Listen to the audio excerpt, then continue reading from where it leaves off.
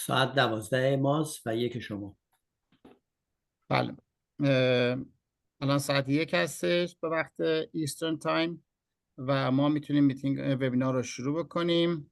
دوستان دارن ملحق میشند و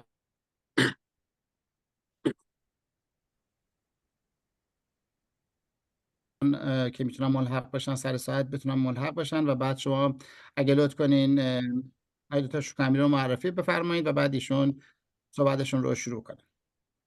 بسیار خوب. میخوان شروع کنیم یا میخوان صبر کنیم؟ من فکر کنم برای اینکه ترادیشن سر ساعت بودن رو رعایت بکنیم بهتره که بکنیم و این وبینار در وبسایت خواهد بود برای کسایی که دیر بیان میتونن بعداً گوش بدن.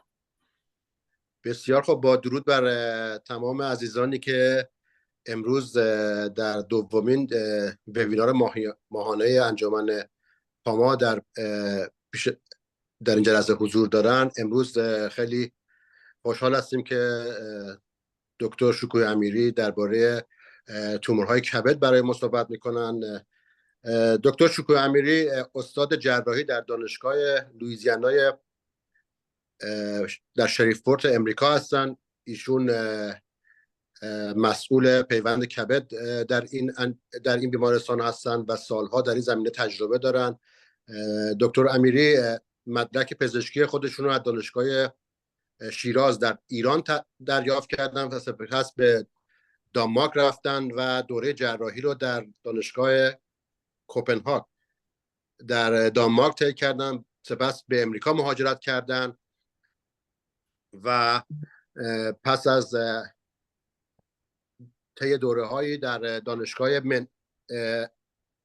تنسی در منفیس مشغول کار شدن سالها و چند سال پیش به دانشگاه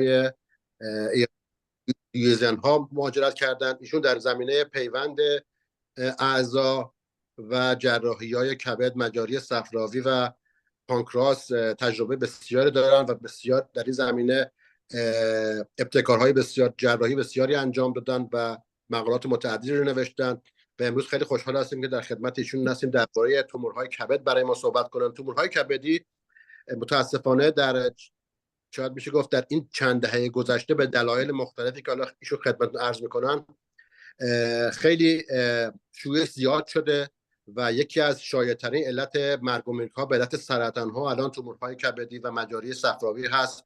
خوشبختانه در این 2 دهه اخیر پیشرفت‌های بسیار خوبی انجام شده در تشخیص و درمان این تومورها و خوشحال هستیم که امروز خدمت دکتر امیری هستیم که در این زمینه برای ما صحبت کنند. دکتر شکوه امیری لطفاً بفرمایید. با سپاس فراوان از معرفی جامعتون آقای دکتر سعیدی. من با درود به تمام عزیزانی که امروز در برنامه وبینار ماهانه ساینتیفیک پاما شرکت کردن تشکر میکنم و خیر مقدم میگم. برنامه امروز ما راجع به تومورهای کبدی هست، همونطور که دکتر گفتن، و تومورهای کبدی برای تشخیص و درمانش با صحبت خواهیم کرد و اون چیزهایی که تغییر کرده در 2 دهه گذشته. تغییرات بسیاری در این نحوه تشخیص و درمان اینا داده شده که جالب هست برای دوستان عزیز گفته بشه.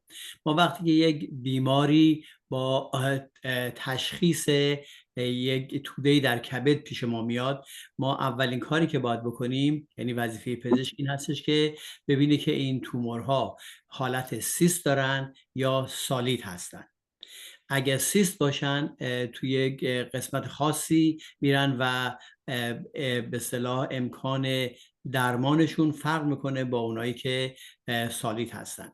این سیست ها میتونن سیست های خوشخیم باشن یا میتونن سیست های به اصطلاح سرطانی باشن، مالیگننت باشن، یا منشأ عفونی داشته باشن.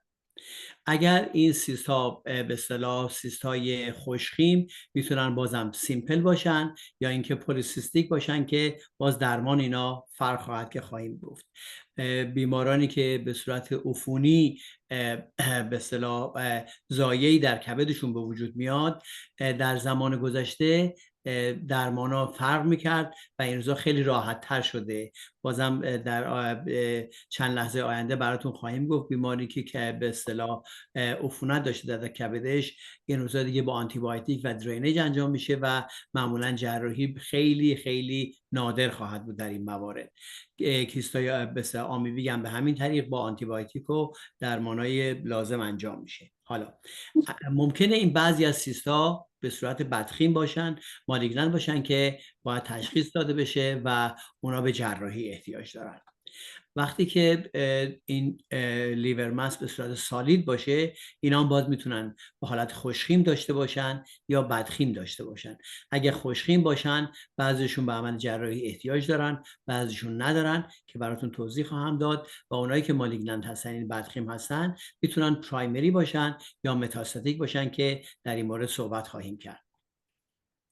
تومورای خوشخیم کبد معمولاً به این صورت هستن که اکثرشون در این سه کاتگوری بزرگ هستن: فوکال نودولار هایپرپلژیا یا ادنوما یا همانجیوما، یا به عوارض به اصطلاح تومورای خیلی نادرتری مثل لایپوما، فایبروماز، لایمایوسارکوما، میکسوما، تراتوما و حتی کارسینوی تومورا میتونن توی کبد باشن که اینا باز درماناشون فرق میکنه.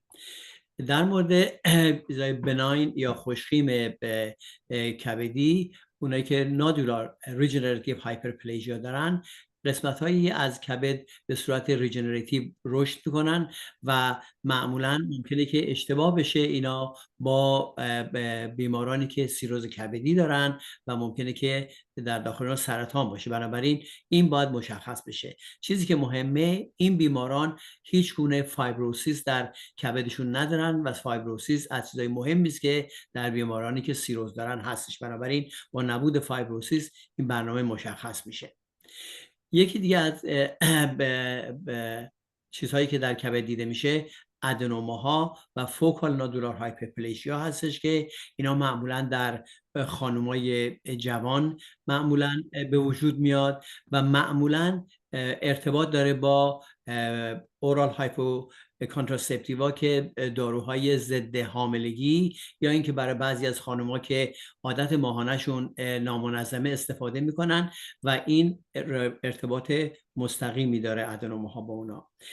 اونایی که ادنوما دارن، احتمال پاره شدن این ادنوما خیلی زیاده تا 30% و معمولا در دوران حاملگی به وجود میاد این پاره شدن ها. ولی فوکال نودولار هایپرپلژیا ها خطر پارگی ندارن. بنابراین لازمه که ببینیم بیمار فوکال نودولار هایپرپلژیا داره یا ادنوما داره. حالا تشخیص داده شده که اونایی که به اصطلاح ادنوما دارن ارتباط زیادی با گرفتن این داروهای ضد حاملگی و زمانی که اینا گرفتن، آیا 20 سال بوده، 10 سال بوده، بعضی هستن که 15-20 سال روی این داروها هستن و معمولا در خانمایی که سنشون بالاتر از 30 سال هست به وجود میاد. بنابراین 90% کسایی که هپاتیک ادنوما دارن معمولا روی اورال کانتراسپتیو پیل بودن، داروهای ضد حاملگی.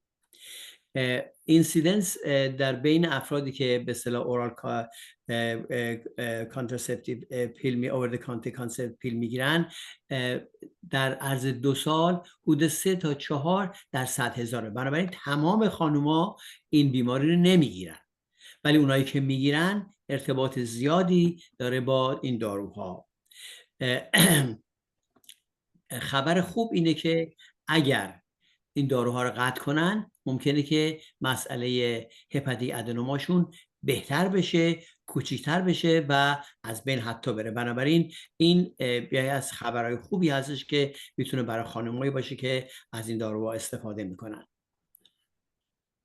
هورمون‌های دیگه هم هستن که ممکنه که باعث هپاتیک ادنوما باشن، مثل اندروژنا که بعضی از خانم‌ها استفاده میکنن، کلومیفین ممکن استفاده کرده باشن، هیومن گروث فاکتور ممکنه استفاده کرده باشن و دنازور که یک دارویی هستش که برای خانم‌هایی که به اصطلاح اندومتریوز دارن استفاده میکنن یا فایبروسیستیک برست دیزیز دارن و اینا میتونن این دارو رو استفاده کرده باشن و ممکنه که از عوارض این داروها این باشه که هپاتیک ادنوما گرفته باشن. معمولا هپاتیک ادنوماها سالیتری، یعنی یه دونه هستش توی کبد، یک دونه تومور پیدا میشه، ولی میتونه چند تا هم باشه، ولی اکثرا سالیتری هستن. برخلاف فوکال نودولار هایپرپلژیا این تومورها ممکنه که پاره بشن و حتی ممکنه که تبدیل به سرطان بشن و درصدش این است که در از 10% در از 10 سال ممکنه که کسی هپاتیک ادنوما داشته تبدیل بشه به سرطان. و به اصطلاح خیلی از نویسنده‌های علمی هستن که ثابت کردن که ممکنه حتی HCC هپاتوسلولار کارسینوما از توی هپاتیک ادنوما به وجود بیاد. بنابراین این گروه از تومورا احتیاج داره که بهش توجه بیشتری بشه. معمولا هپاتیک ادنوماها کوچیک هستن، زیر 5 سانت، معمولا یه دونه هستن و البته ممکنه که خیلی هم بزرگ بشن.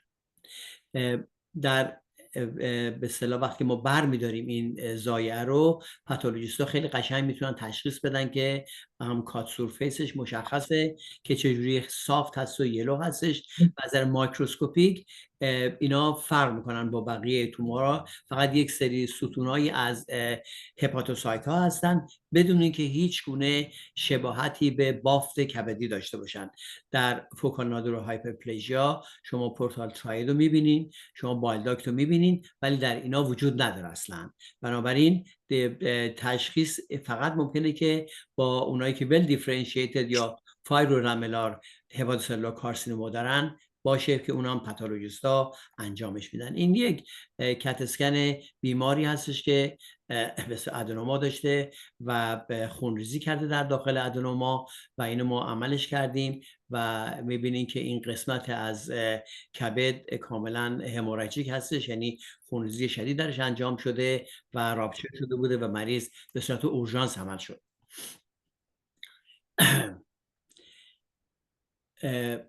کسایی که به اصطلاح با هپاتیک ادنوما به شما مراجعه میکنن و روی اورال هایپو به اوور د کانتر کانتراسپتیو پیلا هستن، باید بهشون بگیم که برای همیشه این دارو رو قطع بکنن، چون اگه قطع نکنن احتمال بزرگ شدنش هستش و احتمال هم گفتم مالگنانت ترانسفورمیشن و پاره شدن هست. بنابراین باید به این خانم‌ها گفته بشه که از راه‌های دیگه کانتراسپشن استفاده بکنن و این دارو رو بذارن کنار. احتمال به اصطلاح پاره شدن این تومورا مخصوصا در دوران حاملگی بالاتر میره و کسانی که میخوان حامله بشن باید یا بهشون بگیم که جلوگیری کنن از حاملگی یا اینکه قبل از اینکه حامله بشن این تومورا رو بردارن. احتیاج به جراحی داره چون احتمال به اصطلاح پاره شدنش هست و اگه پارشه مورتالیتی بسیار بسیار بالایی داره، تا 70% احتمال اینکه اینا وقتی پاره شد تا برسن به بیمارستان خطر داره، هم برای خودشون هم برای بچه. بنابراین این مسئله خیلی مهمی هست که به خانم‌ها باید گفته بشه که رعایت بکنن. حالا در زمان گذشته فقط جراحی بود که باعث می شد که ما بتونیم درمان بکنیم اینا رو، اگر جواب نداده بودن به اینکه استاپ کردن داروهاشونو. الان دیگه امکانات دیگه هم هست برای کسی که نخوان جراحی بکنن. میشه اون شریانی که به اون قسمتی که این تومور در کبد هستش میتونن اونو امبولایز بکنن، یا میتونن با مینیمال اینویسیو سرجری مثل لپاراسکوپی یا روباتیک سرجری اون آرتری رو لایگیت بکنن برای از بین بره، یا حتی اگه نخوان هیچ گونه عمل جراحی انجام بشه با رادیو فرکانسی ابلیشن یا به اصطلاح کرایو ابلیشن فریز بکنن، منجمد بکنیم این تومورا رو، و در بعضی از موارد اینا کار میکنه و با بدون جراحی هم میشه این به اصطلاح درمان کرد این بیماری رو. چیز از تومورای دیگه‌ای که شایع در کبد همنجوما هستن که معمولا بناین هستن و خیلی زیاد در کبد دیده میشه. دو نوع هستش، یه نوعش از کپیلاری همنجوما و یکیش هستش کاورنوس همنجوما. بسیار همونطور گفتم شایع هستش و اهمیت خاصی نداره مگر اینکه سایزش بزرگ باشه. معمولا کمتر از 2 سانت هستن و مقدار خیلی زیادی عروق توشون هستن. همنجیوما یعنی داشتن عروق زیادی و ممکنه که بعضی موقع باعث بشه که برای تشخیص اشکال به وجود بیاد که فکر کنن که این تومور میتونه سرطانی باشه یا خوشخیم باشه. در زمان قدیم بعضی از مواقع نهایتاً به بیوپسی ختم میشد که چیز خطرناکیه و این روزا دیگه انجام نمیشه بیوپسی. و از رادیولوژی پیشرفت‌هایی که شده، یه رادیولوژیست خیلی قشنگ به شما میتونه بگه که این همنجیوما هستش و باعث نگرانی نباید باشه. بنابراین دیاگنوستیس این روزا دست رادیولوژیست هستش که خیلی قاطع میتونن بگن این همنجیوما هست و احتیاجی به بیوپسی نداره. گفتیم به اصطلاح تومور شایعی هستش در کبد و احتمال این اشکالش این هستش که ممکنه که اینا پاره بشن. سایزش میتونه خیلی کوچیک باشه، از 1 سانت تا جاینت همنجوما. جاینت همنجوما همنجومایی است که 10-15 سانت ممکنه بزرگ شده باشه و اینا بسیار خطرناک میتونن باشن. ما معمولا وقتی که به حالت جاینت همنجوما میرسن شروع به درمان میکنیم. در وقتی که کوچیک هستن هیچ گونه درمانی براشون لازم نیستش.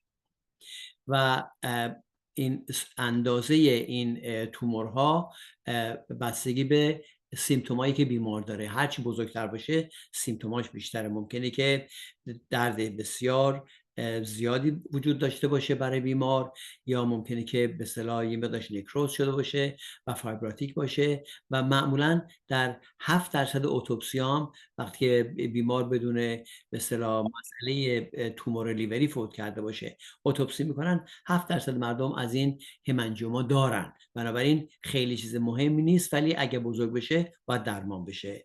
معمولا هم در خانم ها هستش و در دوران به اصطلاح حاملگی بزرگتر میشه اینا.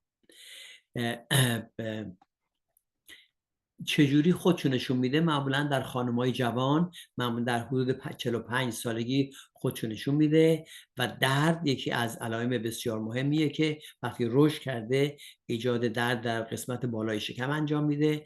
معمولا اینا حالت تهوع و استفراغ پیدا میکنن برای اینکه فشار میاد روی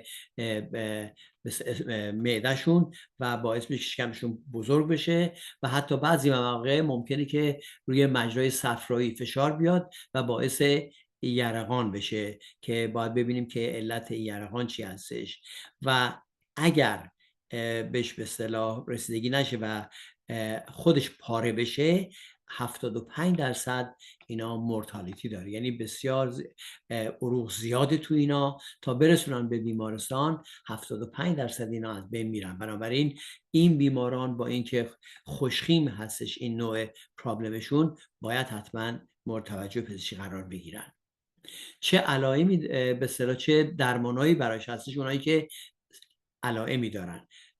همنجیومایی که علامتی نداره، کوچیکه، لازم نیستش که کاری براش کرد. فقط باید به بیمار اشورنس داد که نگران نباشین، این مسئله بدخیمی نیست، میتونیم باش زندگی بکنیم. ولی وقتی سیمتوماتیک میشن، یا در زمان قدیم ما این دوتا آپشن رو داشتیم، یکی یا کاملا قسمتی از لیور رو با اون به همنجمو برمی داشتیم، یا اینکه بعضی موقع چون اینا به صورت کاملا مشخصی هستن ما اینا انوکلیت میکردیم، یعنی فقط اون قسمت رو برمی داشتیم و عروقی که به این تومور رو میمدن اینا رو میبستیم و تومور رو در میبردیم. ولی در حال حاضر درمانهای دیگه هم وجود داره. این از پیشرفت‌های تکنولوژی پزشکی هستش که ما میتونیم به صورت جراحی خیلی کوچیک یا با لپاراسکوپی یا با روباتیک سرجری اون آرتری که میره به اون به اصطلاح همنجوما اونو ببندیم و دیگه احتیاج به هپاتیک ریسکشن نداشته باشه که عمل بزرگتریه.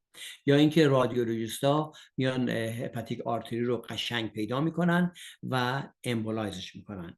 البته امبولیزیشن هپاتیک آرتری در مورد همنجوماها با ادنوماها فرق میکنه، چون ادنوماها معمولا 1 یا 2 تا آرتری شریان دارن، ولی به همنجوماها ممکنه چندین شریان داشته باشن و یه خورده مشکل تره درمانش، ولی با به اصطلاح رادیولوژیستای جوان و تالنتدی که ما این روزا داریم اکثر این کارا انجام میشه و به جراحی ختم نمیشه. اگه همه اینا انجام نشه و بیمار به اصطلاح شرایط دیگه پزشکیش طوری باشه که نتونه اینا رو انجام بده، به اصطلاح پرتو درمانی اکسترنال بیم رادییشن هم میتونه اونجا رو به اصطلاح کوچیک بکنه و فایبراتیک بکنه که احتمال پاره شدنش کمتر بشه. بنابراین درمانهای بیشتری این دور زمان هستش برای اینجور بیماری‌ها. این یک توموری هست که در داخل لیور، کت اسکن معمولیه. الان نمیتونیم با این بگیم که این سرطانیه یا این چی هستش، ولی ببینید با این برنامه‌ای که کانتراست به بیمار داده شده و سیتی اسکنی گرفته، این سیتی اسکن تیپیک همنجوما هستش، برای اینکه این کانتراستی که وارد همنجوما شده به زودی خارج نمیشه. استراکچر همنجوما اینطوری است که این کانتراست مرتب در داخل تومور میچرخه و رادیولوژیست با به اصطلاح 100% به شما میگه که نگران نباشین، این همنجوما هستش، این هپاتوسلولار کارسینوما یا سرطانهای دیگه نیستش. حالا اگه بزرگ باشه احتیاج به درمان باشه، خود رادیولوژیست‌ها میتونن درمان بکنن یا اینکه به جراحی ختم میشه. همونطور که براتون خدمت گفتم. از نظر به اصطلاح پاتولوژی هم تشخیصش طوری هستش که حالت اسفنجی داره، خیلی نرمه و پر از وینوس لیک هست. اصلا تیپیک، یعنی تعریف همنجوما همین هستش که وریدهایی که در اون قسمت همنجوما هستن بسیار زیادن و بزرگ، مثل عروق دیگه ای نیستن و این همنجوما رو تشخیص میده. بنابراین تشخیصش از پاتولوژی راحت هستش. در زمان قدیم بیوپسی میکردن، دیگه بیوپسی نباید انجام بشه چون بیوپسی خطر پاره شدن داره و این روزا با رادیولوژی هم تو که خدمتتون گفتم تشخیص داده میشه و دیگه احتیاج به بیوپسی نخواهد بودش. حالا کسایی که برای به اصطلاح بیماری‌های کبدی میان به شما، اولین کاری که میکنیم باید ما یه هیستوری کامل بگیریم، برای اینکه در هیستوری شما خیلی چیزا تشخیص میتونیم بدیم که آیا بیمار روی چه داروییه. ممکن از عوارض ثانویه اون دارو باشه که این بیمار این ناراحتی گرفته، مثل ادنوماها، مثل خیلی از به اصطلاح چیزایی که ما بعداً روش صحبت خواهیم کرد. بنابراین اولین چیز یک هیستوری کامل خواهد بود. باید فیزیکال اگزم بکنیم ببینیم که چیزی به نظر ما مشکوک هست. البته این دور زمانه با داشتن CT و MRI خیلی از این فیزیکال اگزما دیگه ممکنه که لازم نباشه، ولی حتما ما این کار انجام هنوز میدیم تا زمانی که دیگه واقعا به موقعی برسه که دیگه این فیزیکال اگزم به اون صورت لازم نباشه، ولی در حال حاضر انجامش میدیم. یک CBC برای بیمار میفرستیم ببینیم خونریزی کرده نکرده، چجوریه، PT و پلیتلت ها رو ما اندازه میگیریم، چون پلیتلت ها در همنجوماها خیلی تخریب میشن و ممکنه پایین باشه و ما با بیماری دیگه کبدی هم معمولا که سیروز کبدی دارن به خاطر پورتال هایپرتنشنی که میگیرن پلیتشون پایین میاد. برای ما باید پلیت رو بدونیم، لیور فانکشن رو باید بگیریم که ببینیم چجوری لیور کار میکنه. ممکنه که به روی به اصطلاح به مجاری صفرایی اثر گذاشته باشه و مریض یرقان گرفته باشه یا تمام هپاتوسایت های توی کبد خراب باشه و نتونن اصلا متابولیسم انجام بدن. بنابراین لیور فانکشن رو انجام بدیم. باید سرولوژی داشته باشیم ببینیم که آیا علت بیماری که ما داریم به خاطر هپاتیتیس A هست، B هست، C هست یا چیزهای دیگه هستش. و تومور مارکرها رو اندازه میگیریم، CAR اندازه میگیریم، CA19 رو اندازه میگیریم، آلفا فیتوپروتئین اندازه میگیریم ببینیم اینا متاستاتیک لیژن هستن یا پرایمری هستن. تمام اینا و کت اسکنی که گرفته میشه اگه بخوایم ارزشی داشته باشه حتما باید آیوی داشته باشه، با کانتراست بهش بدیم. ما به هیچ وجه نمیتونیم یه سی تی اسکن معمولی بگیریم و خیلی از سی تی اسکن هایی که گرفته میشه واقعا ویست آف ریسورسز هستش.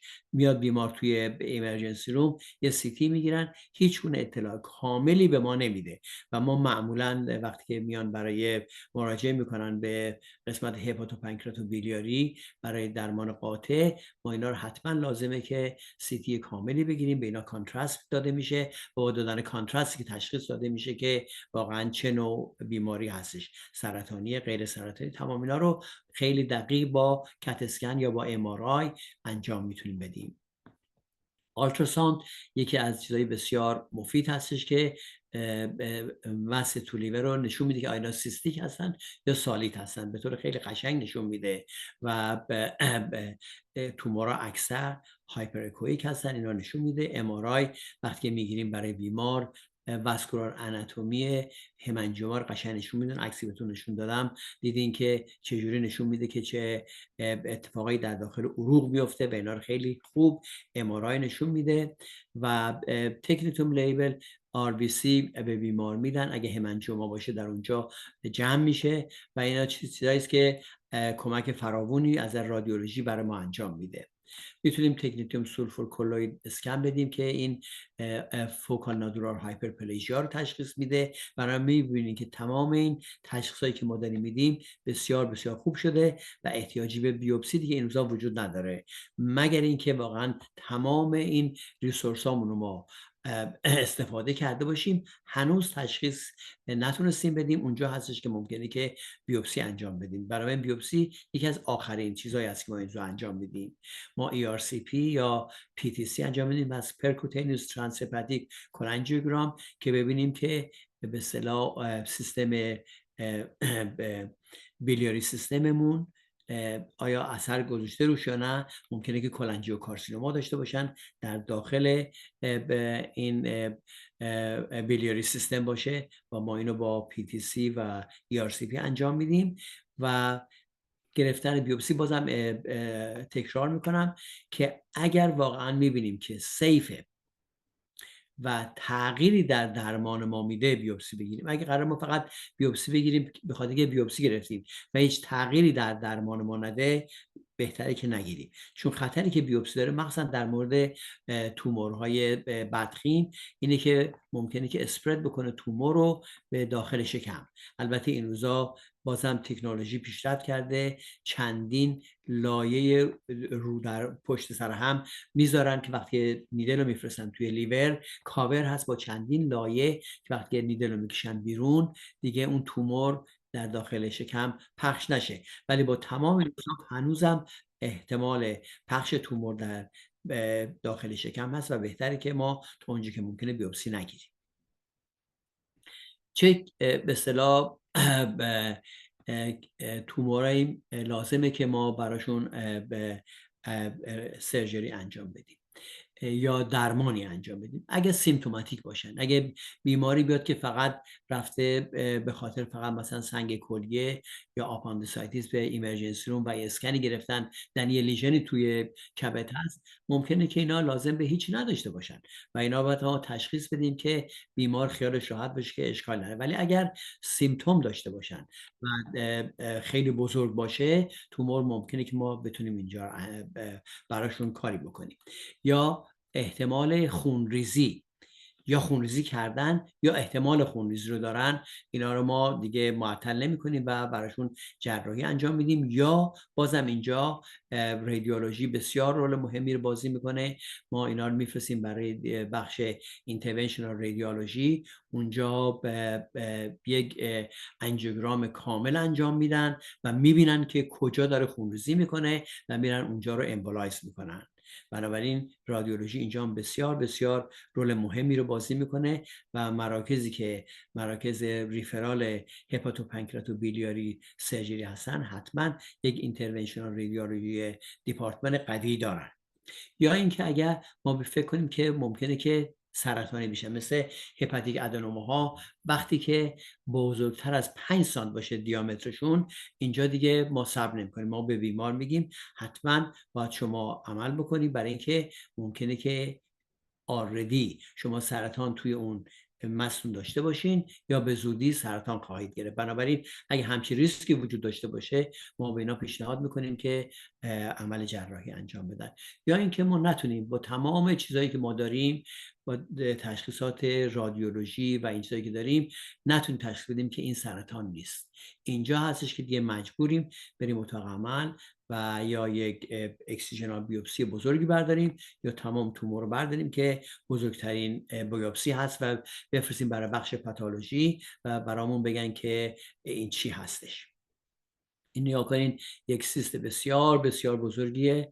این ببینین که این کبده، کل این داستان کبده و چقدر از این کبد و این سیست به اصطلاح احاطه کرده. خب این بیمار مطمئنا درد فراوانی داره. اینجا کلیه ها رو میبینین، دو تا کلیه، این کلیه چپ، کلیه راست و این کبد و کل کبد تبدیل شده به یه تیکه از کیست. خب این احتیاج، این بیمار به اصطلاح درد فراوون داره. این هم به صورت آلتراساند داره نشون میده این چیزو و ما این کاری که کردیم، عمل کردیم اینو و اون دیواره سیستم رو بر میداریم، بهش میگیم مارسوپیالیزیشن، که دیگه اون سیستی که وجود داشته در کبد به صورت آزاد با بقیه شکم ارتباط پیدا میکنه و اون مایعی که ترشح میشه در داخل سیست میاد تو شکم و از داخل شکم جذب میشه.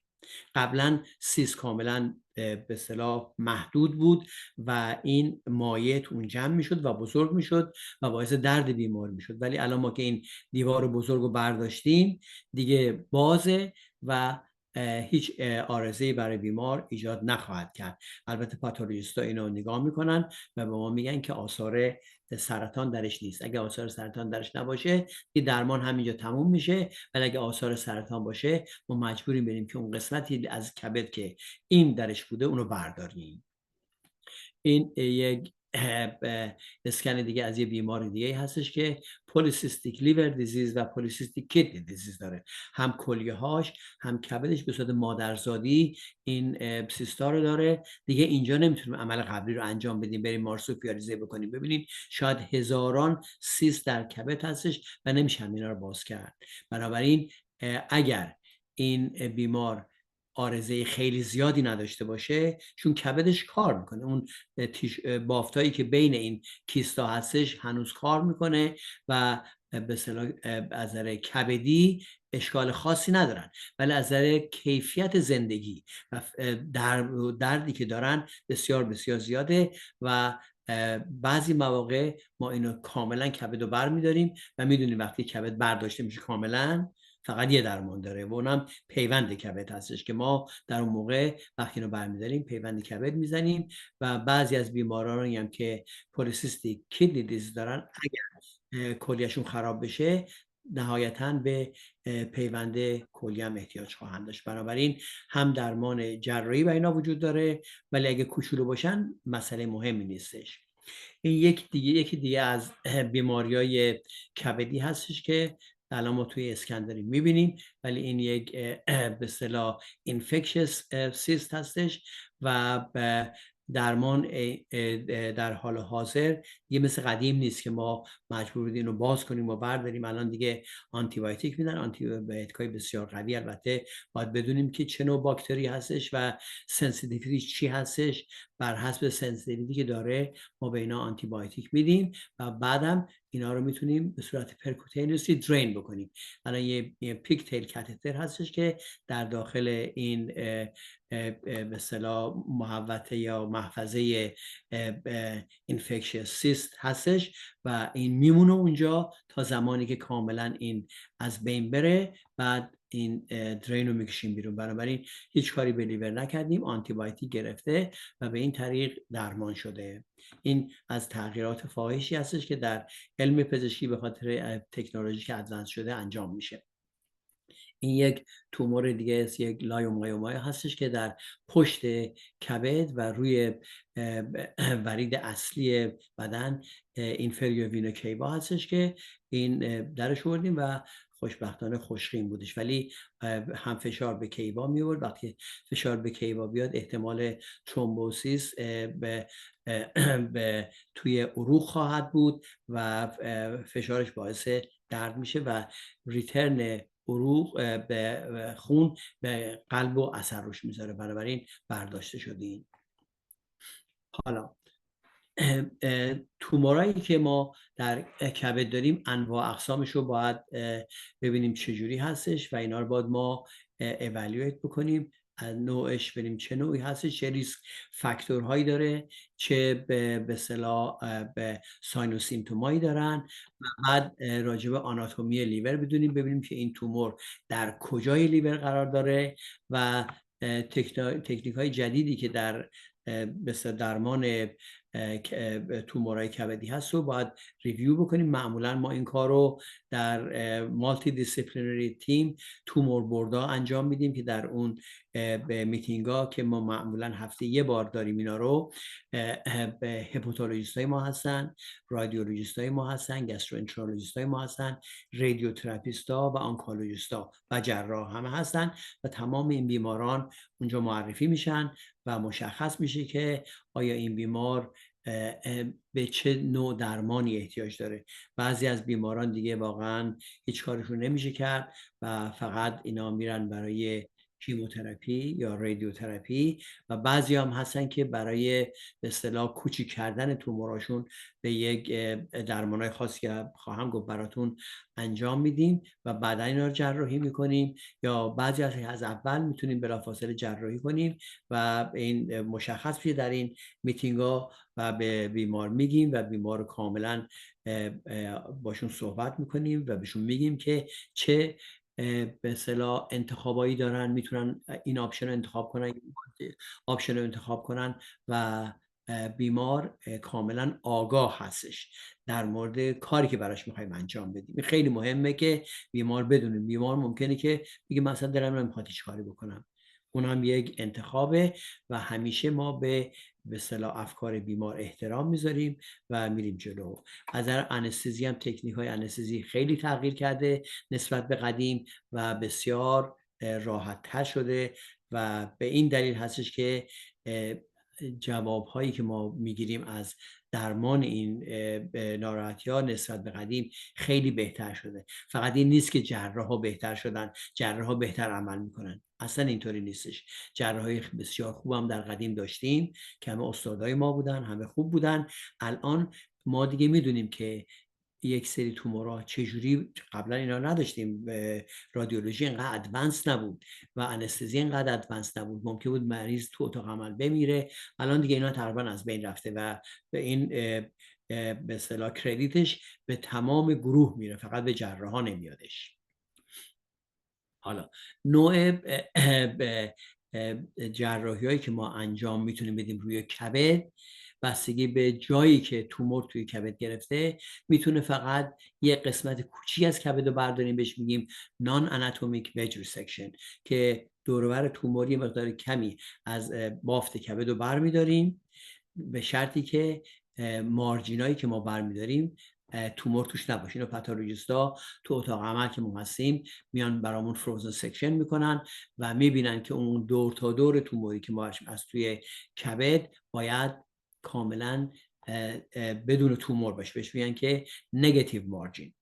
اگه نتونیم اون رو انجام بدیم مجبوریم که مقدار بیشتری از کبد رو برداریم، بهش میگن سگمنتکتومی. کبد 8 تا سگمنت داره، از سگمنت 1 تا 8، بستگی داره در کدام سگمنت باشه ما این به سگمنتکتومی رو انجام میدیم. البته اینا عملای بسیار سافیستیکیتدی هستن که به احتیاج به تبحر خاصی داره ولی این روزا کاملا انجام پذیره.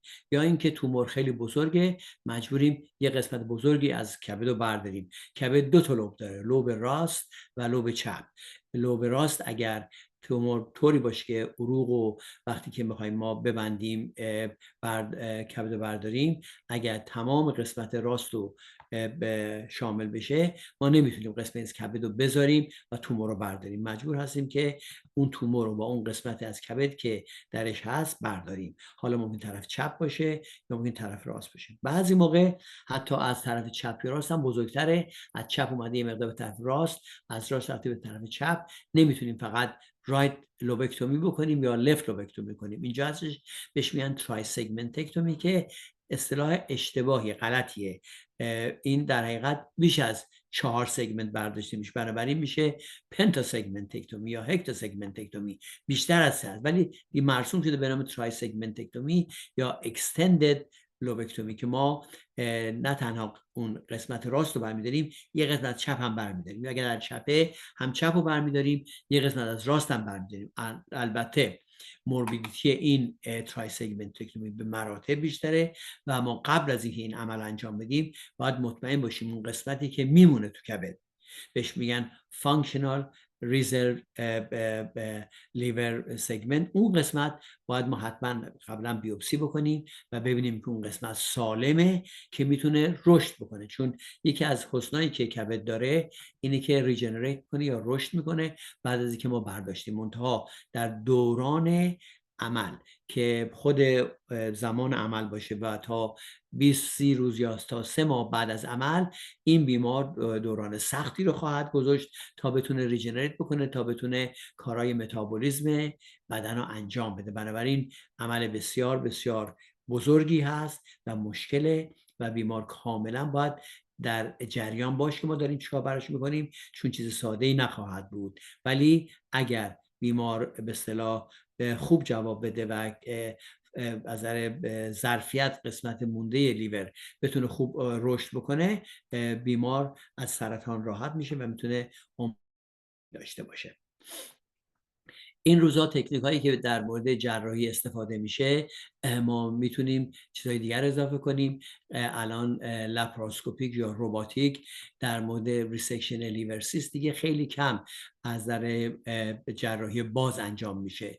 جراحی باز خب همین که اون اینسیژنی که میدیم بزرگتره و اینطوری گفته میشه، البته دقیقاً 100% و اینطوری گفته میشه وقتی شما روباتیک یا لپاراسکوپیک میکنین برای بیمار ریکاوری بهتره و عمل کوچکتری. به هر جهت اون چیزی که اسپسیمنی که من به شما نشون دادم از لیور سیست مارسوپیالیزیشن از طریق روباتیک انجام شده بود. با ربات میرن توی شکم و اون قسمت رو برمیدارن و انجام میشه. یا اگر قسمت‌های کوچیکی در قسمت‌های اطراف کبد باشه، بهش میگن ریسکشن پریفرال لیژن، کوچولو هست، اون میشه انجام داد خیلی راحت، یه قسمت کوچیک از لیور رو برمی‌داریم.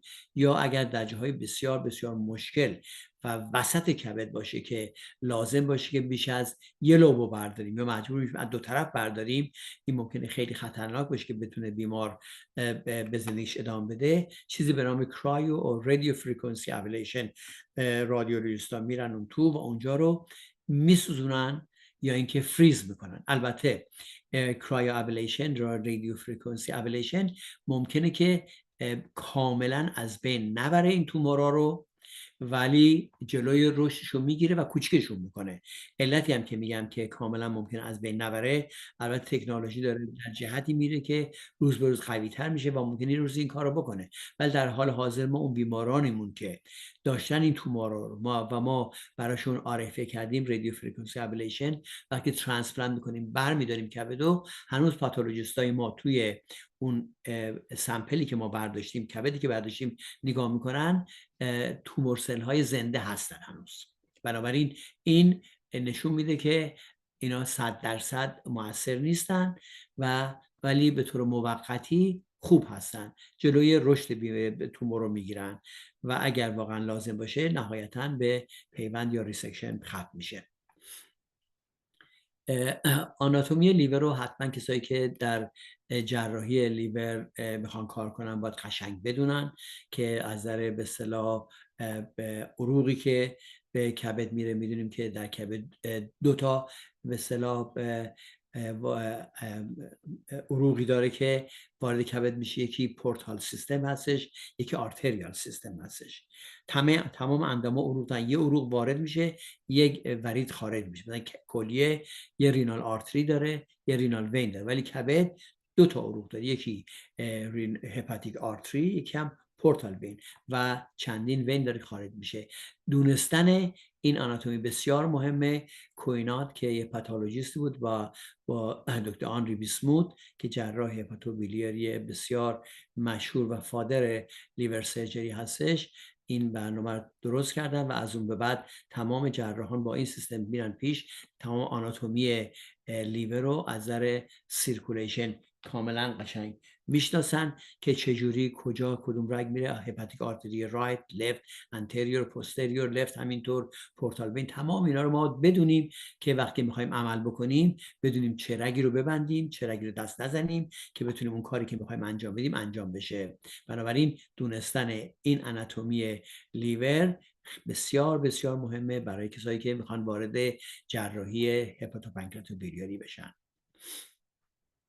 با به اصطلاح دونستن آناتومی بهتر میتونیم ما این کار انجام بدیم. منتها فقط همونطور که بعد گفتم جراح نیستش، انستزی رول بسیار مهمی رو بازی میکنه. وقتی ما لیور سرجری انجام میدیم، اگر بتونیم ما CVP رو بیاریم پایین، با پایین اومدن CVP فشار در داخل عروق میاد پایین، اینفریور وینا کیوا و تمام هپاتیک وینا فشارشون میاد پایین. وقتی ما داریم لیور ریسکشن میکنیم خونریزی کمتری ما پیدا میکنیم در مورد جراحی کبد. جراحی کبد معمولا جراحی هستش که خونریزی درش فراوونه و ارتباط بین انستزیولوژیست و جراح خیلی مهمه که با هم همیشه در مشورت باشن و بتونن اخبار رو به هم بدن که الان در چه وضعیتی بیمار، فشار خون چجوریه، پالس بیمار چجوریه و جراح صادقانه بگه الان من دارم خونریزی دارم، باید شما حواستون بیشتر باشه، بتونن اونا خون به بیمار بدن یا مایع بدن. و از استفاده اینترا آپراتیو آلتراساوند ما استفاده میکنیم، اون قسمت هایی که تومور هست رو مشخص میکنیم، اون قسمتی که لازمه برمیداریم، زیادترش رو اگه بتونیم بر نداریم این کار رو حتما میکنیم. بعضی ما نمیشه کاری که مجبوریم قسمت زیادی از کبد رو برداریم تا بتونیم تومور رو کاملا از بدن خارج بکنیم، ولی اگر لازم باشه ما میتونیم این کارا رو انجام طوری بدیم که به اصطلاح کمتر از قسمت کبد رو برداریم تا کبد بتونه رشد بهتری بکنه. اینا چیزای تازه‌ای هستش که لازمه. ما حتی بعضی ما قبل از اینکه بیمار عمل رو شروع کنیم، ما از یک واحد خون میگیریم از خود بیمار، ولی اون خون رو تو اتاق عمل نگه می‌داریم، عمل که تموم شد خون رو پس میدیم دوباره به بیمار. این چیزی هستش که باعث اگر هم بیمار خونریزی بکنه، خونریزی با هماتوکریت کمتری میکنه، بعد ما خون خودش بهش پس میدیم این هماتوکریتش دوباره میاد بالا. بنابراین از به اصطلاح چیزای تازه‌ای است که انجام میشه در مورد علم پزشکی و جراحی کبد که به نفع بیمار هستش. در اینتراپراتیو آلتراساوند براتون گفتم یک کمک بسیار بسیار مهمیه و بودن آلتراساوند تقریبا تمام جراحی‌های امروز رو واقعا دگرگون کرده. با داشتن آلتراساوند ما خیلی کارا میتونیم انجام بدیم که قبلا انجام ندادیم. البته اینجایی که براتون میگم در عرض 20 سال گذشته دیگه به صورت روتین در قسمت‌های هپاتوپانکراتوبیلیاری انجام میشه. از تکنیک‌های دیگه هم که برای جراحی‌های بسیار پیچیده کبد انجام میشه، یکیش پرینگل منیوره که وقتی که ما کبد رو بخوایم برداریم میایم تمام اینفلوی که به لیور هست براتون گفتم که هپاتیک آرتری و پورتال وینه اینو استاپ میکنیم، یعنی دیگه نمیذاریم خون وارد کبد بشه تا ما بتونیم اون قسمت رو برداریم با خونریزی کمتر. البته خونریزی کاملا قطع نمیشه چون بک بلیدینگ از هپاتیک وینا داریم، ولی مقدار خونریزی که طریق آرتریا میاد کاملا کمتر میشه.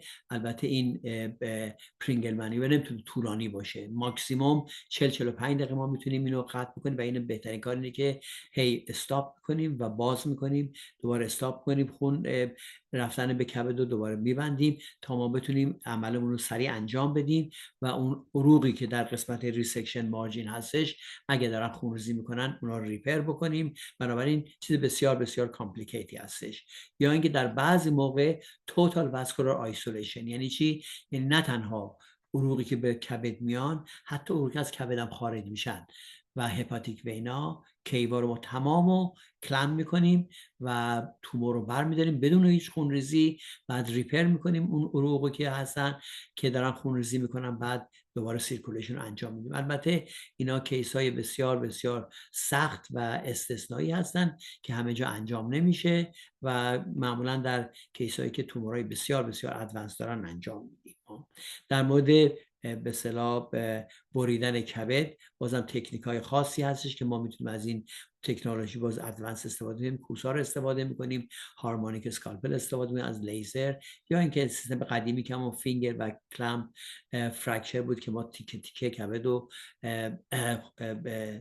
تقسیم میکنیم و با سوچربی اون قسمتی که داره خونریزی میکنه میبندیم و تا اون قسمتی کبد لازمه بیاد بیرون بیاد بهش بیرون. البته این روزا استیپل ما استفاده میکنیم، استیپل خیلی کمک میکنن. ما مالتیپل استیپل، این چندین استیپل مرتب پشت سر هم تو قسمت‌های کبد میذاریم و جدا میکنیم از بقیه کبد قسمتی که تومور داره و تومور رو در میاریم سریعتر. این یک توموری هستی که در قسمت پشتی کبد قرار گرفته، خود کبده و اینم کیسه صفرا هستش و این تومور اینجا قرار گرفته روی اینفریور وین کیوا که این در فشار به کیوا میاره و بیمار درد داره و اینجا ما باید میدونستیم که چی هستی، دارن بیوپسی میگیرن، رادیولوژی بیوپسی داره میگیره و ببینیم چی هستش. این تومور در اومد شده رفته پاتولوژی رو تمام اسلایس میکنه، هم به ما میگه که در چه وضعی هست از نظر کپسول، آیا به اصطلاح جایی که ما برداشت ریسک کردیم مارجینامون فری هست یا نه. الان این قسمت ها میبینید که دور از بقیه عروق هست ولی این قسمت سطحی، البته دیدم چیز دیگه نیست، قسمت سطح هستش کارش نمیشه کرد. اون قسمت اگه اومده خارج از کبد دیگه اومده آردی، ولی به هر جهت پاتولوژیستا مرتب با ما همکاری دارن توی اتاق عمل، ما باشون صحبت میکنیم، اینا به اون میگن که در چه وضعی هستیم و با اطلاعاتی که ما از پاتولوژیستا میگیریم کارمون رو ادامه میدیم یا استاپ میکنیم. این کاریست که رادیولوژیستا انجام میدن برای ما.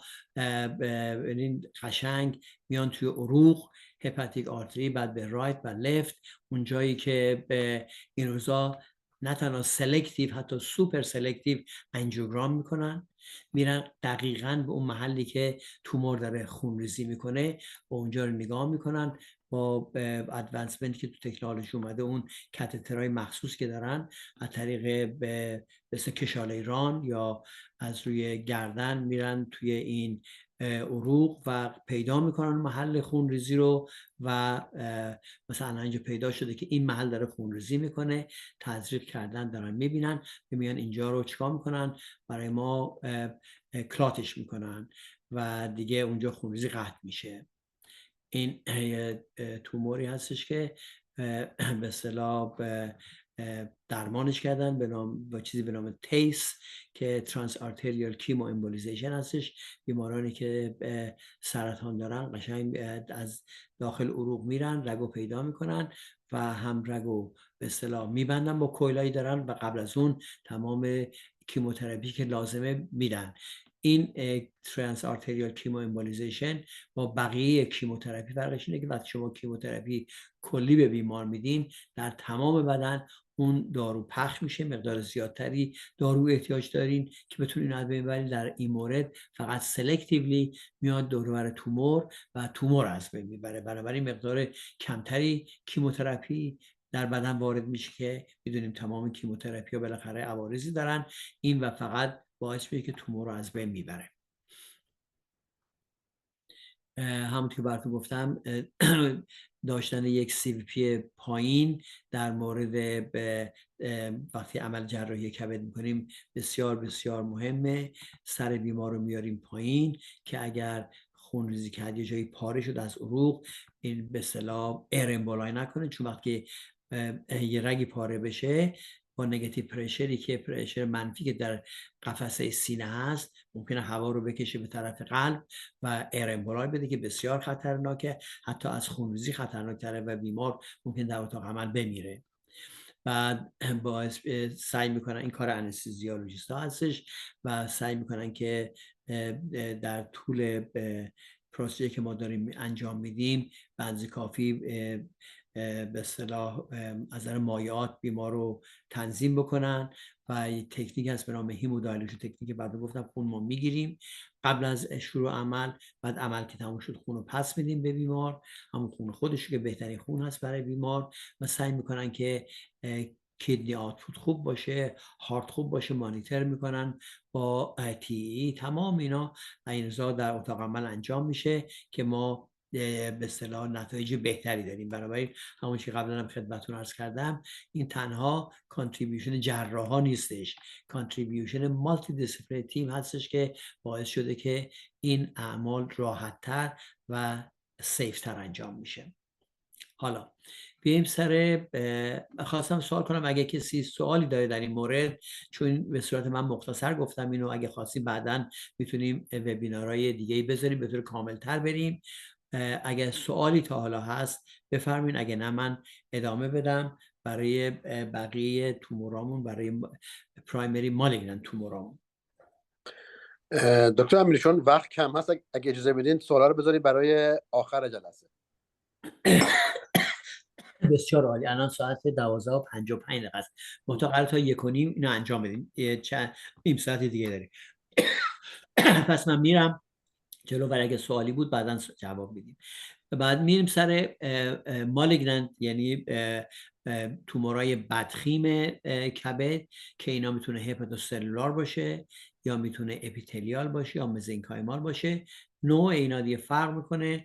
هپاتوسلولار کارسینوما یک چیز مهمی است که ما اینجا باش کار میکنیم. فایبرولاملار و واریانتی از فایبرولاملار که معمولا در اطفال به وجود میاد. بعد اپیتلیال تومورا هستن که میتونه هپاتوبلاستوما باشه، بازم در اطفال هستش، میتونه کلنجیوکارسینوما باشه، سیست ادنوکارسینوما باشه. در مورد سیستا که صحبت کردیم، بعضی از سیستا به صورت خیلی نادر میتونن سرطانی باشن، با اینا برداشت. سیست ادنوکارسینوما مشخصات اینا هم هست که اینا سپتیتد هستن. اون سیمپل سیستا فقط یه وال دارن، هیچ دیگه روش نیست.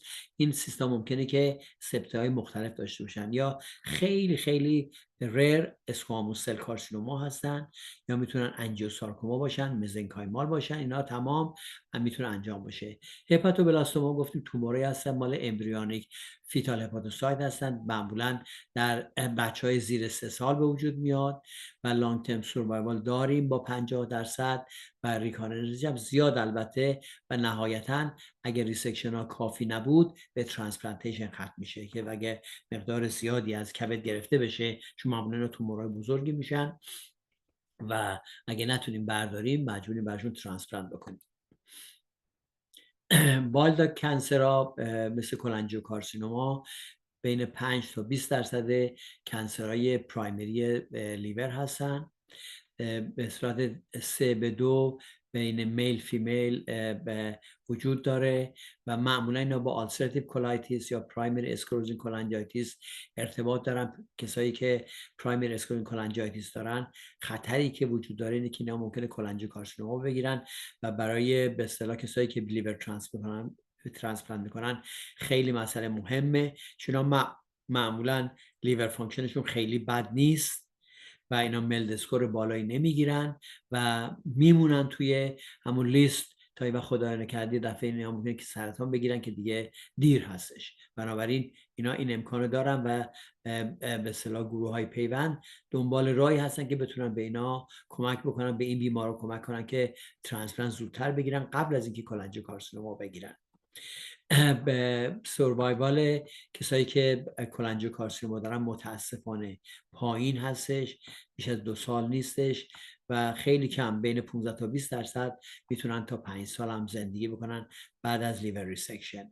در حال حاضر به اصطلاح لیور ترانسپلنت برای افرادی که کلنجیوکارسینوما دارن معمولا در سنترهای مخصوصی انجام میشه تحت پروتکل‌های خاصی و احتمالاً در آینده بیشتر خواهد بود ترانسپلنت برای این افراد. در حال حاضر خیلی کم انجام میشه.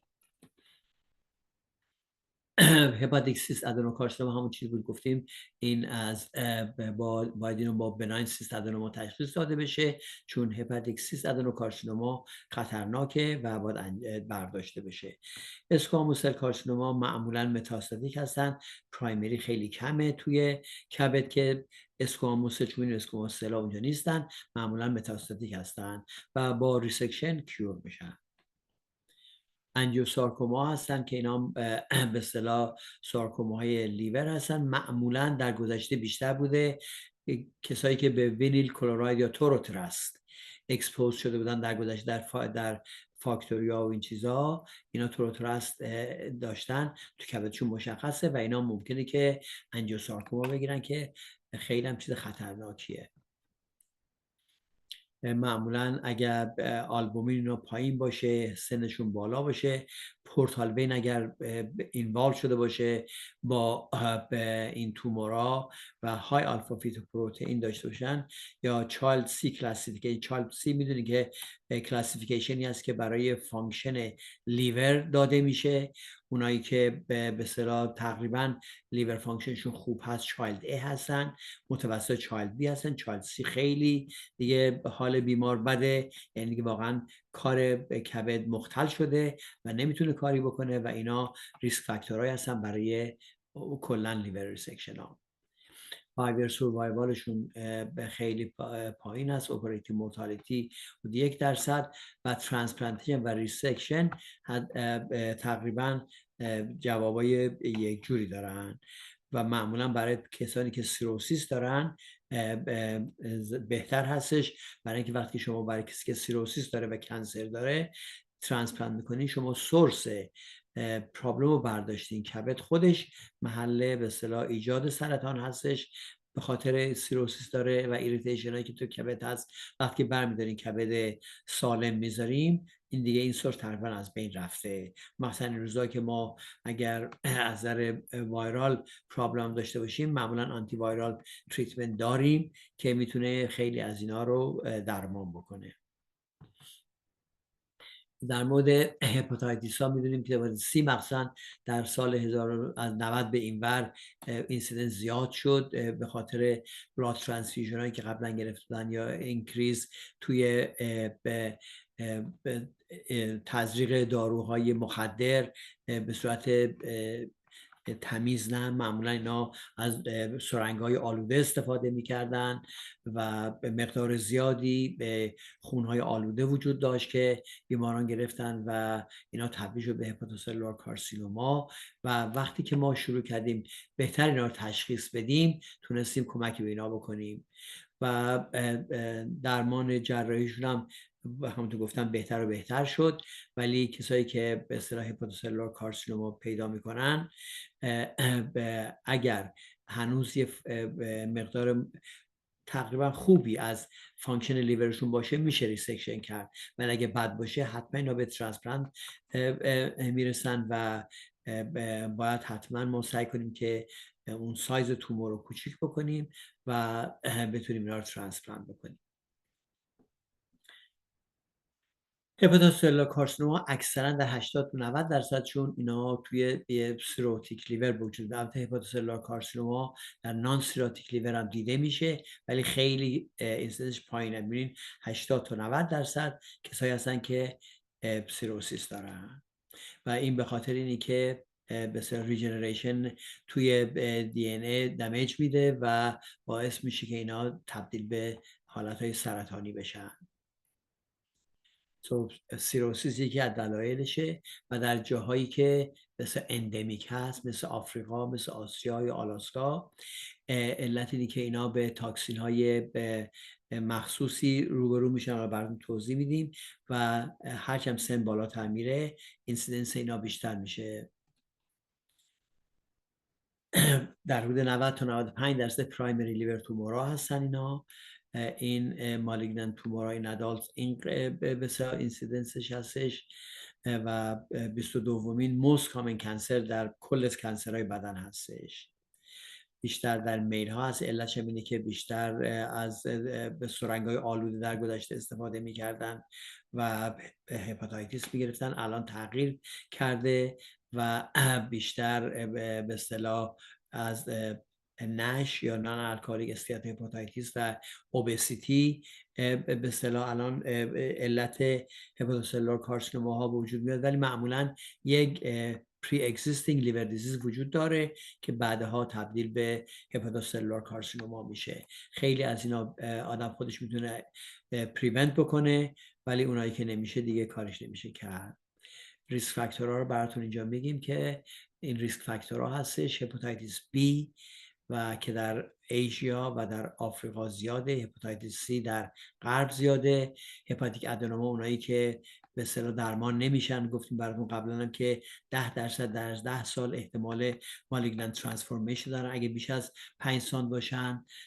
و اینی که در آفریقا هست و در جای ریپیتد اینجسم افلاتاکسین، اسپرجیلوس فلیووس که اینجا کانتامینیتد دایت این افریقا و ایشیا تو سیلوهاشون به صورت خوب همه چی تنظیم نمیشه، افلاتاکسین فراوونه و استفاده میشه و این باعث میشه هپاتیتیس B میگیرن و پارازیت اینفکشن هست توی ایشیا، کرونورسیس سینرسیس، این باعث سیروسیس میشه و هپاتوسلولار کارسینوما به وجود میاره. بنابراین دلایل خاصی در قسمت‌های مختلف جهان وجود داره که در هر جای خاصی، مثلا الان بیشتر ترانسپلانتیشن هایی که در آسیا انجام میشه به خاطر هپاتیتیس B هستش. در غرب بیشتر به خاطر هپاتیتیس C بود قبلا، الان داره کم میشه با درمان مدیکالی که وجود داره و الکل و اوبسیتی. بنابراین دلایل فرق میکنه و اینا رو میتونیم ما جلوگیری کنیم.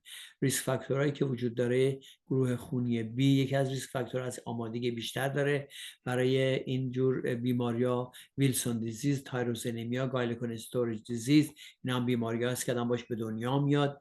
اگه این بیماری‌ها رو داشته باشه آدم ممکنه که به نهایتاً به ترانسپلانت منتهی بشه و تاماکسیفن دارویی که استفاده میشه خیلی هم زیاد هستش، این هم میتونه که باعث هپاتوسلولار کارسینوما باشه.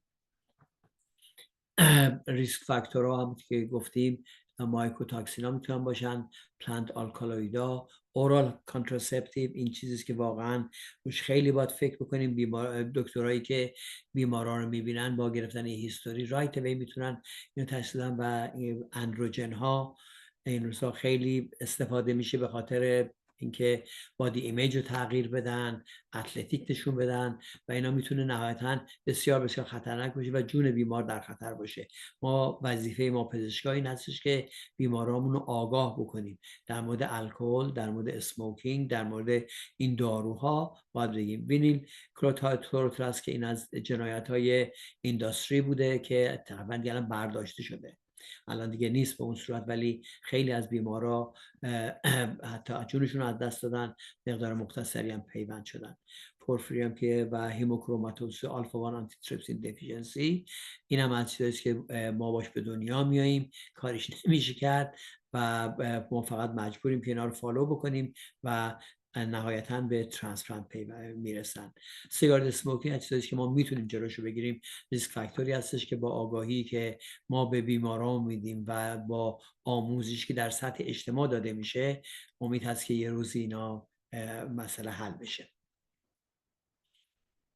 در مورد هپاتیتیس B ویروس می‌بینیم که ریسک خیلی زیادی داره و به این در دی ان ای رزاید میکنه و باعث هپاتوسلولار کارسینوما میشه و مشخص هم است چجوری کسایی که هپاتیتیس بی سورفیس انتی پازیتیو هستن 1000 فولد اینکریز توی ریسک هپاتوسلولار کارسینوما دارن. بنابراین در مورد هپاتیتیس بی هم در غرب تقریبا حل شده. تمام اطفال وقتی به دنیا میان در دوران کودکی باید واکسینیت بشن برای هپاتیتیس بی و این تقریبا ارادیکیت کرده هپاتیتیس بی رو در این قسمت دنیا، ولی در هنوز در ایژیا به صورت خیلی پرولنتی وجود داره و اکثر ترانسپلانتیشن ها که انجام میشه به خاطر هپاتیتیس بی هستش و امیدواریم که یه روزی بشه از شر اینا راحت بشیم. به مسائلی که به وجود میاد برای بیمار، معمولا دیگه وقتی کبد کار نکنه، کبد محل خیلی مهمیه برای بدن، تقریبا مثل موتور بدن هستش که خیلی کارا انجام میده. وقتی کارا انجام نشه بیمار خیلی احساس ضعف میکنه و اشتها نداره، درد داره، وزن از دست میده و ممکنه حتی یرقان بگیره، مایع زیادی در شکم به وجود میاد و زندگی بسیار بسیار وحشتناکی در آخر این بیماری به وجود میاد که اگر اینا پیوند نگیرن ممکنه که از بین برن. این آزمایش ها معمولا به این صورت داده میشه، ولی تمام بیمارانی که دارن همه به اونا آلفا فیتوپروتئینشون بالا نمیره، معمولا بین 28 تا 87% و خیلی ها آلفا فیتوشون حتی نرماله. بنابراین به تومور که اونجا وجود داره متاسفانه آلفا فیتوپروتئین درست نمیکنه و اینا یه خورده مشکل فالو آپ کردنشون، چون اونایی که آلفا فیتوپروتئین بالایی دارن ما اینا وقتی فالو آپ میکنیم به محض که آلفا فیتوپروتئین شروع بشه به بالا رفتن بعد از اینکه بعد از عمل اومده پایین، میفهمیم که اینا دارن ریکارنس به وجود داره میاد. فوری اینا رو دیگه آزمایش‌های بیشتری میکنیم تا اگه ببینیم ریکارنس قابل درمان انجام بدیم. ولی کسی که تومورش آلفا فیتوپروتئین درست نمیکرد از اول پایین بوده، دیگه ما هیچ وسیله نداریم که ببینیم که این بیمار داره ریکارنس میده یا نمیده. آلتراساند میتونه به اصطلاح یه اسکرینینگ طول خوبی بر ما باشه. معمولا هر 4 تا 5 ماه ما اینا رو انجام میدیم بر تومورایی که زیر 3 سانتی متر هستن و اگر پروسیجر چویسی بخوایم برای اینا CT هست با کانتراست یا MRI و انجیوگرام و میتونیم دیاگنوز کنیم. آرتریال آناتومی که قبلا هم براتون گفتم به جایی که به تومور میره و خود این میتونه مشخص بکنه که چقدر ما میتونیم کارهایی برای این سرطان رو انجام بدیم بدون اینکه جراحی انجام بدیم، یا به عنوان یه بریج تو ترانسپلانت. اگه تومورها خیلی بزرگه ما با این کارهایی که انجام میدیم از طریق اینترونشنال رادیولوژی اونا رو کوچیک میکنیم و برای ترانسپلانت آمادهشون میکنیم. من فکر میکنم که الان ساعت 1:10 است، 20 دقیقه دیگه بیشتر نداریم تو تمام بشه. من فکر کنم این وبینار رو اینجا استاپش بکنیم، چون قسمت بعدی خورده مشکل تر میشه در مورد منیجمنت مالیگنانت تومورا. اگه سوالی چیزی هست انجام بدیم، بعد من یک وبینار دیگه میذارم برای منیجمنت به اصطلاح کارسینوماهای کبد. به نظر من یه خورده زیاد میشه ابسوربشنش برای شنوندگان و بینندگان این وبینار. ممنون از شما دکتر امیری. من با شما موافقم. اگه اجازه بدین مالیگنانت تومورها رو بذاریم برای یه جلسه دیگه برای که دوستان هم خسته نشن هم بتونیم فرصتی داشته باشیم برای سوال و جواب. من لازم تشکر کنم از شما که این بحث بسیار مفصلی هست که شاید میشه درباره هر کدوم اسلایدایی که شما نشون دادین ساعت‌ها صحبت کرد. ولی ما فورم باز میکنیم برای دوستان اگه سوالی دارن از شما بپرسن و این بحث مالیگنانت تومورها رو میذاریم برای یه جلسه دیگه. دوستان اگه سوالی دارن بفرمایید. دستتون خانم فرانک من میبینم دستشون بالا هست، بفرمایید. سلام عرض می‌کنم. من نرس هستم از کلمبوس اوهایو. سوالی که برای من پیش اومد، اولا تشکر میکنم از فرمایشاتون، خیلی جامع و کامل بود آقای دکتر. خیلی در این زمان کوتاه شما در واقع هم یک اندازه کتاب به ما اطلاعات دادین. بعد فقط میخواستم ببینم که این ارثی هستش و یه سوال دیگه هم اینه که آیا رژیم غذایی مثلا مثل چیزای خاصی، چربیای زیاد یا الکل، این ملیگنسی یا این بدخیمی رو تو کبد ایجاد میکنه یا نه؟ این دوتا سوالو ممنون میشم. خدمتتون که بله، جوابش خیلی اولا ممنون که شرکت کردین در این وبینار و هدف اصلی من این بود که به صورت مختصر اینو به عنوان آگاهی برای کل به اصطلاح ممبرشیپمون بدیم، بعد به طور دیتیل اینا رو ما روش کار خواهیم. همونطور که دکتر سعیدی گفتن اینا واقعا احتیاج به دیسکاشن بیشتری داره، به شرطی که ما ببینیم که کیا میخوان اینا رو گوش بدن. در مورد سوال شما این هستش که یه سری از چیزها به اصطلاح مادرزادی هست، ما کارش نمیتونیم بکنیم. بچه‌ای که با گلایکوژن استوریج دیزیز یا آلفا 1 آنتی تریپسین دفیشنسی به دنیا اومده، اینو دیگه کارش نمیشه کرد، این دست خودش نیستش. ولی کسی که الکل میخوره یا در مورد وزنش رعایت نمیکنه یا سیگار مرتب پشت سیگار میکشه یا از به مواد مخدر رجوع میکنه و رعایت بهداشت رو نمیکنه، خب اینا میگیرن این بیمار، هپاتیتس C میگیرن، هپاتیتس B میگیرن، HIV میگیرن. تمام اینا چیزایی هستش که قابل بسیار پیشگیری هست.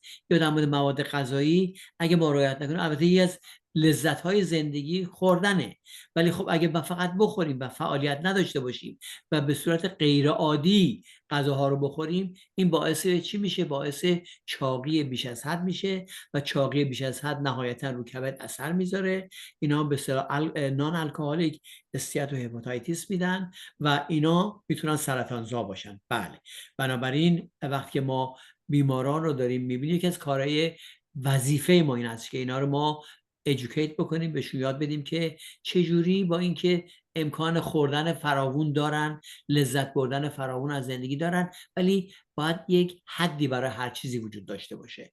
اگه این حد رو رعایت کنن به اصطلاح به این بیماری‌ها نمیرسن. و من همیشه چیزی که به همه بیماران میگم که ما خب کارمون پیوند کبده یا به اصطلاح جراحی کبده، ولی بهتره که ما این کارو نکنیم. بهتره که شما کبدتون رو نگه دارید سالم، با کبد خوب به دنیا اومدین، با کبد خوب این دنیا برین. ولی اگه لازم بشه ما این براتون رو انجام میدیم، ولی بهترین چیز کبد خودتون است. بهترین چیز اون اندامایی است که خدا به ما داده موقعی که ما به دنیا اومدیم، اونا رو نگه داریم. در مصرف الکل اضافه به اصطلاح بی حساب کتاب کار نکنیم. الکل یه شیشه، یه به اصطلاح به گلاس واین آناناف یا یه مقدار برای توی مهمانی چیزی هست، اشکال نداره. ولی اگه هر شب بخوایم بی حساب و بی کتاب مشروب بخوریم، نهایتاً میایین زیر دست من دلم نمیخواد شما به این صورت بیاین زیر دست من دلم میخواد شما رو توی پارتی، توی خیابون این ورور ببینم، با هم پاشوبش بکنیم، نه اینکه مریض من باشین. اگه مریض من باشین بهترین که رو از شما میکنم، ولی بهتره که شما شکمتون پاره نشه، شما کبدتون قسمتش برداشته نشه، سالم باشین، از زندگیتون لذت ببرین. اینو باید از اول توی به اصطلاح مدارسمون به جوونا، مثلا در کالجا، براشون بگیم که رعایت کنن در افراط این چیزها و به اینجاها نرسه. بله، خیلی ممنون آقای دکتر. منظور من از ارثی بودن مثل کلونسیه، برسیه که مثلا از مادر به دختر یا مثلا خانوادگی میرسه. میخواستم ببینم این کبدم مادرزادی شما فرمودین، ولی ارثی ممکنه باشه توی خانواده، مثلا کسی مبتلا باشه، پسر یا دختر اون خانواده هم ممکنه. بعضی از چیزا هست اینطوری و اکثر بیماری‌های کبدی که بوده اینطوری نیست.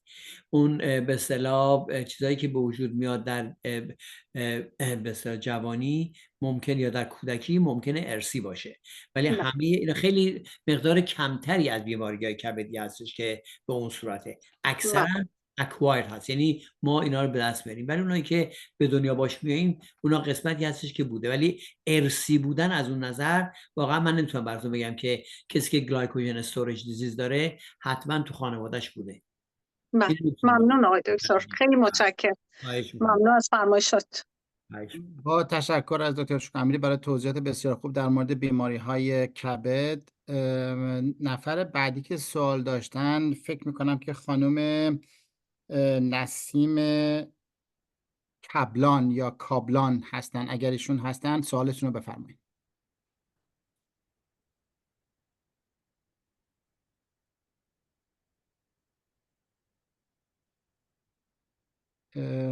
ببخشید ما سوالمون رو دیگه نداریم. خیلی ممنون. خواهش میکنم. خب خانم زهرا مطهری بفرمایید. سلام، تشکر از صحبتاتون. من ساینتیست هستم کالیفرنیا. یه سوالی داشتم راجع به ادنوما که شما فرمودین که بعد از مصرف OCP احتمالش میره بالا در خانوم ها. میخواستم ببینم این دلیلش به خاطر اینه که کبد overload میشه or it doesn't have any molecular pathway.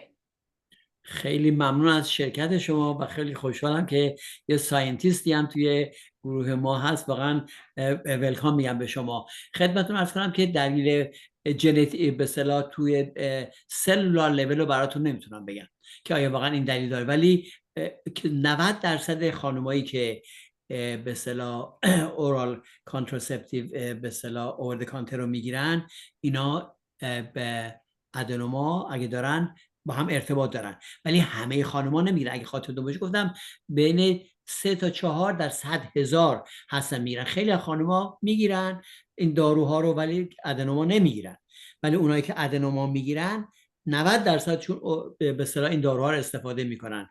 این تنها ریلیشنی که من میتونم براتون بگم. حالا چه اتفاقی در کبد اینا میفته که اینا این ادنوما رو میگیرن، دقیقاً براتون من از نظر علمی نمیتونم براتون بگم در به سلولار لول چه اتفاقی میفته که اینا این انجام به اصطلاح اتفاق میفته براشون. خب follow up question، این ارتباط داره با دوره مصرف OCP؟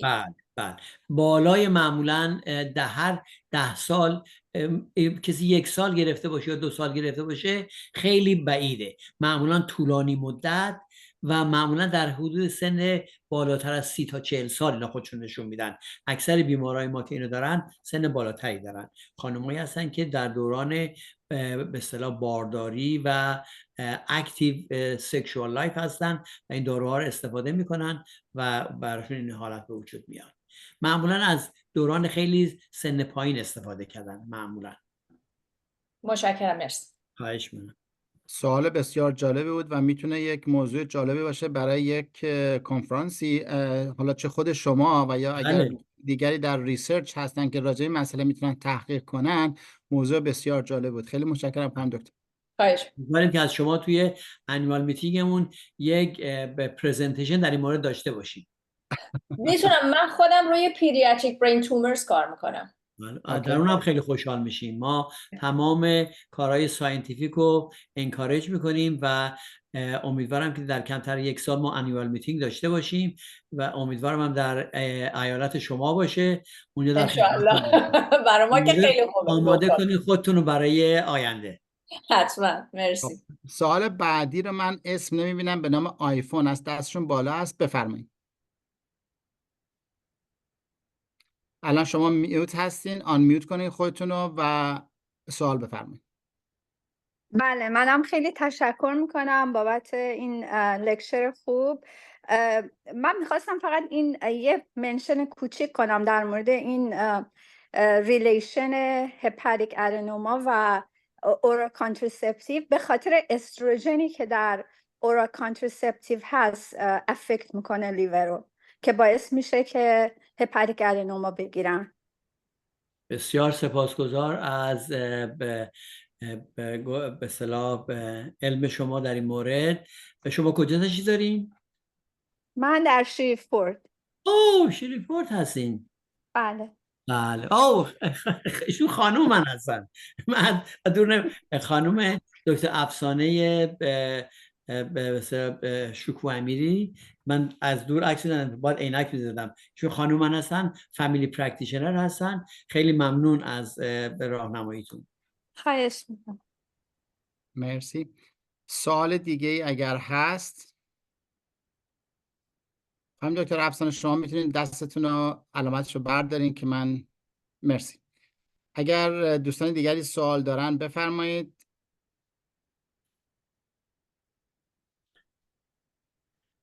خب به نظر میاد که دکتر سوال سعیدی، دیگه ای نیست. اگر شما خودتون دکتر سعیدی سوال دارن. دکتر سعیدی سوال دارن. بفرمایید دکتر سعیدی، بفرمایید. من نمیخواستم فقط یک کامنتی بدم دکتر امیری. شما در زمینه آناتومی کبد که صحبت کردین اسم بردین از کونیاد. کونیاد پاتولوژیست نبود، خودش جراح کبد هست. البته ایشون الان فوت کرده ولی چند تا کتاب درباره جراحی کبد نوشته و بزرگترین کانتریبیوشن هم شما گفتین نشون داد که کبد 8 سگمان داره و سگمان به طور مستقل میتونه کار کنه. خواستم فقط من این نکته رو بگم که 1000 سال پیش قبل از کونیاد ابن سینا در کتاب قانونش اینو شرح داده که دقیقاً شرح میده که وقتی پورتال وین وارد کبد میشه به 8 شاخه تقسیم میشه. خواستم اینو بگم علاوه شاید اونایی که از تاریخ پزشکی علاقه داشته باشن اینم براشون جالب باشه که این آناتومی که الان ما 70 سال کونیاد به دقت و جزئیات خیلی خوبی شرح داده، 1000 سال پیش ابن سینا اینو گفته بوده. بسیار ممنون از اطلاع شما. دکتر سعیدی هم ترانسپلانت سرجن و هپاتوبیلیاری سرجن هستن، ما همکار هستیم، بنابراین اطلاعات بسیار بعد ایشون تاریخ شناس هم هستن، نه تنها اینا رو دارن، در مورد تاریخ هم اطلاعات بسیار زیادی دارن و این مسئله خیلی مهمه در مورد ابن سینا گفتن، چون کسی میتونه این کارو بکنه که آناتومی و دایسکشن کرده باشه. باید حالا ببینیم، شاید دکتر سعید در این مورد تحقیق کردن، ببینیم این اطلاعات چون که از 8 سگمنت پورتال وین میره مبتنی بر چی است؟ مبتنی بر دایسکشن بوده؟ بله. بوده؟ خیلی جالب که در زمان ابن سینا همچین امکاناتی وجود داشته باشه. و در زمان ابن سینا خب قبل کالبدشکافی حرام بوده و واسه همین که رو تکفیر میکردن چون کالبدشکافی میکرده و از کالبدشکافی این رو پیدا کرده بوده. در کتاب قانون ابن سینا چند بخش داره، یه قسمت اصلا مختص آناتومیه و جالب جزئیاتی که شرح میده جالبه. حالا من دوست دارم دوستان دیگه اگه واقعا به این مباحث هم علاقه داشته باشن در وبینارها میتونیم مسائل تاریخ پزشکی در جهان، تاریخ پزشکی در ایران، این مسائل هم میتونیم مطرح کنیم. لازم همش مسائل مثلا علم روز باشه که خیلی مهم است، ولی بله خیلی مهمه مسائل دیگه رو هم مطرح کنیم. تو خیلی از چیزایی که ما الان عنوان میکنیم فکر کنید فقط از غرب اومده، در حالی که اینطوری نیست. از به اصطلاح ایران خدمت بسیار زیادی از نظر پزشکی کرده و این فقط ادعا نیست، این مستند اکثر این چیزا و من فکر کنم بهترین کسی هم که این کارو بتونه بکنه خود دکتر سعیدی هستن. یه وبینار خاصی بذاریم در مورد کانتریبیوشن پزشکان ایرانی به پزشکی مدرن. این میتونه یه وبیناری باشه. البته ما انقدر وبینار ما گذاشتیم تا 14-15 ماه آینده داریم، ولی میتونیم ما این وبینارها رو حتی دوباره هفته بذاریم، چون مدلمون میخواد که پاما که به وجود اومده از نظر ساینتیفیک کانتریبیوشن بسیار زیادی برای جامعه ایرانی داشته باشه. خب با تشکر از جناب دکتر سعیدی برای اینکه به اصطلاح توضیح خوبی دادن راجع به کالبدشکافی در زمان ابن سینا و به اصطلاح آقای کوینات که چقدر شد هم پاتولوژی میدونستن و هم سرجری. لازمه که بگم که به هر حال ممکنه که مادر بسیار از علوم پزشکی پاتولوژی باشه. منم به عنوان یک پاتولوژیست گفتم این نکته را مطرح بکنم و ما به تاریخ پاتولوژی و علم جراحی و یا درمانهای پزشکی میتونیم در یه جلسه دیگه برسیم. حدود 4 دقیقه دیگه است. اگر جناب دکتر شما آخرین نکته رو اگه می‌خواید بفرمایید 4 دقیقه دیگه برنامه ما تموم میشه و من در اینجا از تمام کسانی که در این برنامه شرکت کردن از هر جایی که هستن خیلی خیلی تشکر میکنم که امروز اومدین، امروز وقتتون رو گذاشتین و با امید دیدار در ماه آینده برای وبینار بعدی که اطلاعاتش رو براتون خواهم فرستاد. دکتر امیری شما 2 دقیقه فرصت دارید. من همونطور گفتم امیدوارم که این بسیار ساینتیفیک وبینارهایی که ما میذاریم کمک بکنه و بتونیم اعضای بیشتری داشته باشیم و اعضای اکتیو داشته باشیم که همه که میان، مثلا خانم دکتر که در این مورد صحبت کردن، واقعا من انکاریجشون میکنم که کانتریبیوت بکنن از نظر علمی. شما توی به عنوان ساینتیست هستین و ما جامعه پزشکی ایران رو میخوایم قوی بکنیم. قوی هستن ولی میخوایم از اینم قوی تر بکنیم و با کانتریبیوشن شماها بسیار بسیار خوب خواهد بود و من برای همه آرزوی موفقیت کنم. بازم تشکر میکنم که روز شنبهتون رو گذاشتین برای ما و دیگه این تنها موقعی است که ما میتونیم این برنامه ها رو بذاریم و امیدوارم که البته این در وبسایت خواهد بود. اونایی هم که این چانس رو نداشتن که ببینن این وبینار رو دسترسی خواهند داشت و من سعی می‌کنم یک فرصتی پیدا کنم بین اون وبینارها قسمت مالگنت رو بریم بیشتر روش کار بکنیم. دوستانی که شرکت کردن در اینجا اگر احیانا پیشنهادی، انتقادی، ساجشنی دارن برای برنامه وبینار میتونن با من در تماس باشن. اطلاعات من روی وبسایت هستش، ایمیل من، شماره تلفن من، اینا رو بفرستید که ما بتونیم اینا رو بررسی کنیم و حتی اگر در مورد زمانش روز شنبه این ساعت باشه یا یک شنبه این ساعت باشه، اگه پیشنهاد دارید اونها رو میتونید بفرستین که بتونیم تعداد بیشتری شرکت کننده داشته باشیم. ساعت با طوری تغییر بدیم، ساعت با طوری داشته باشیم که هم دوستانمون در ایران هم بتونن استفاده کنن. البته با بودن تو گذاشتن تو وبسایت اینو خواهم بود، ولی مدل میخواد که اکتیو پارتیسیپیشن باشه، لایو باشه. اگه سوالی هست، پیشنهادی هست، همون که دکتر محمد گفتن، اگر پیشنهادی هست بفرستین که ما مطمئنا من میدونم در تمام رشته‌های پزشکی و ساینس ما ایرانیای بسیار معتبر داریم، یعنی کم از این مورد نخواهیم داشت. پیدا میکنیم. دکتر سعیدی و من با اینها اکثرا آشنا هستیم. محمد جانم که در پاتولوژی، دکتر آشوری امروز بودن، دکتر شفا که از لطف کردن از ترکیه شرکت کردن و بقیه همه شما واقعا سپاسگزارم و بتونیم این مسئله رو به خوبی ادامه بدیم. من از همه تشکر میکنم. اگر چیزی نیست که خداحافظی میکنیم. دکتر سعیدی مثل سوال دارن؟ نه به شما کسی اگه سوال دارین بفرمایید. نه، با تشکر از همگی. روز خوبی داشته باشین. خداحافظ شما. روز خوش. خداحافظ.